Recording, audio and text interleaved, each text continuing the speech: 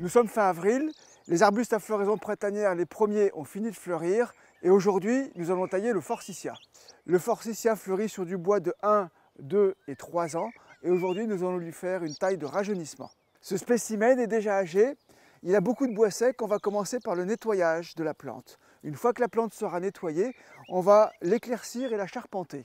Comme je commence derrière la plante, l'intérêt c'est que je vais garder les extrémités visibles pour pouvoir après les fignoler. La première chose que je commence à faire, c'est tailler les bois secs pour y voir clair. Donc je regarde tout ce qui est sec et je commence par la base. Donc je me sers de mon sécateur pour tapoter comme ça. Et en fait, les brindilles sèches tombent toutes seules. Et je vais garder toutes les parties saines de la plante. Et je vais pouvoir voir ce que je fais. Là, j'ai des branches âgées. Je regarde la base de ma plante. On a des branches qui sont rectilignes, jeunes, vigoureuses et avec une écorce jaune clair. Ici, j'ai du bois qui est vieux. L'écorce est grise et le bois est plus gros et plus noueux. La particularité du bois du forsythia, c'est qu'on a ces petites aspérités qui s'appellent des lenticelles. La plante respire par ces petits orifices. On a un arbuste qui est extrêmement touffu. Nous allons essayer d'en faire un gobelet à travers lequel va pénétrer la lumière en évitant les branches qui poussent à l'intérieur, les branches qui partent du même point et les branches qui se croisent parce qu'elles se gênent. Voilà une branche qui est ancienne, elle porte au bout une ancienne coupe avec un chicot. Cette branche n'a aucun avenir.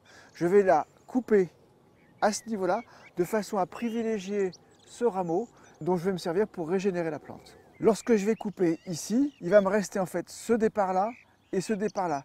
Ces deux départs partent du même point, donc je vais en supprimer un.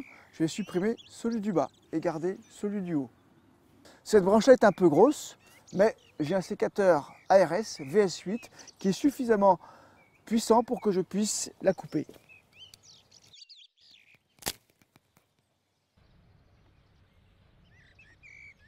Et là, je supprime ici.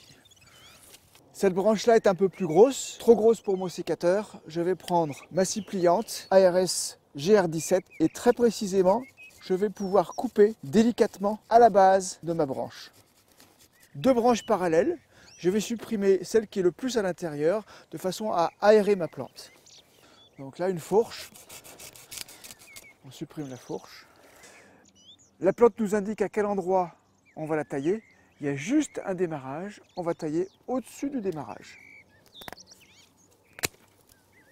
Je viens de couper à cet endroit-là, juste au-dessus d'un bourgeon qui pousse. C'est lui qui va recevoir le maximum de sève parce que la coupe arrête la sève. Avant de terminer, je prends un peu de recul et je regarde l'aspect de ma plante. Et je m'aperçois que celui-ci pousse à l'intérieur, celui-ci pousse à l'intérieur. Je n'ai pas mon gobelet. Donc je vais supprimer celui-ci. Et cette vieille grosse branche, finalement, elle n'a plus lieu d'être. On va aussi l'éliminer.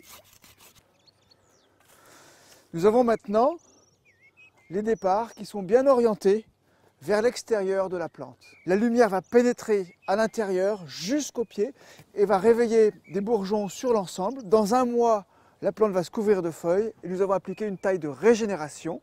Cette régénération ne se fait que tous les 2 à 3 ans.